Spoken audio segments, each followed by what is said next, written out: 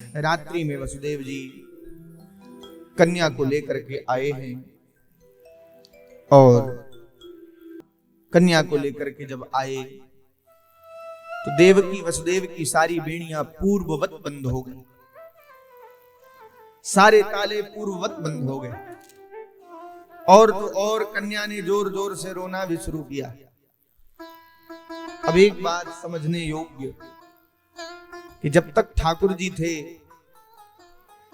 तो देवकी वसुदेव की बेड़ियां खुल गई थी, सारे ताले खुल गए थे और तो और किसी प्रकार का कोई कोलाहल नहीं था, अन्यथा द्वारपाल सो नहीं पाते। द्वारपाल सो रहे इसका मतलब शांति थी। लेकिन जैसे ही कन्या आई, ये कन्या क्या है? बोले ये कन्या है माया। जिस व्यक्ति के जीवन में उसके इष्ट की प्रधानता होती है, उस व्यक्ति के जीवन में चतुर्दिक शांति होती है और किसी प्रकार का कोई बंधन नहीं होता। और जो व्यक्ति अपने जीवन में सिर्फ माया को प्रधानता देता है, उसके जीवन में चतुर्दिक अशांति रहती है और चतुर्दिक बंधन रहता है। कि माया माया सब रटे, माधव रटे न को, जो मन से माधव रटे तो माया चेरी हो। एक बार मन से माधव को भज लिया जाए तो माया तो फिर हाँ पीछे पीछे। और दूसरे का उदाहरण क्यों दे हम? सुबह से लेकर शाम तक बढ़िया खाते हैं, आदरणीय बैठे हैं, बढ़िया पेंशन होगी। मैं आप ही की बात नहीं कर रहा, बहुत सारे लोग, लेकिन मुझे लगता है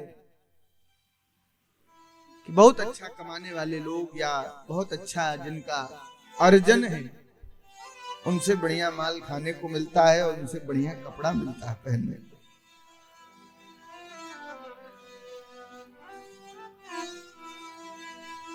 ऐसा नहीं है कि सारे भक्त एक ही टाइप के होते हैं। ठाकुर जी कुछ ऐसे भी भक्त भेजता है जो दुकान में जाने के बाद ये कहते हैं कि तुम्हारी दुकान का सबसे महंगा वाला माल ले आओ, हमारे गुरुजी को जाएगा। ऐसे भी होते।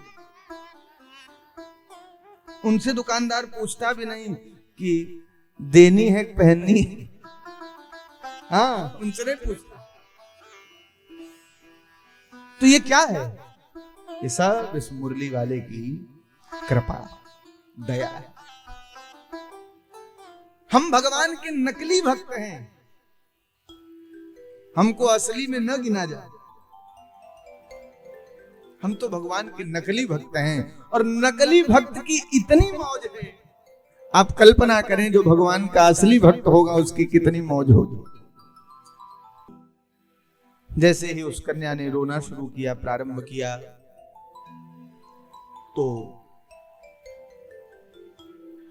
द्वारपाल जगे, द्वारपालों ने जाकर महाराज को सूचना दी और महाराज को जब सूचना प्राप्त हुई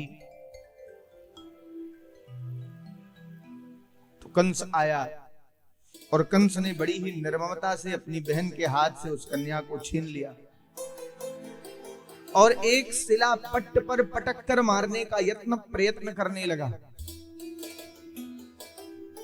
लेकिन वो तो उसके हाथ से छूटकर आकाश में जाकर अष्टभुजी देवी का स्वरूप धारण कर लिया।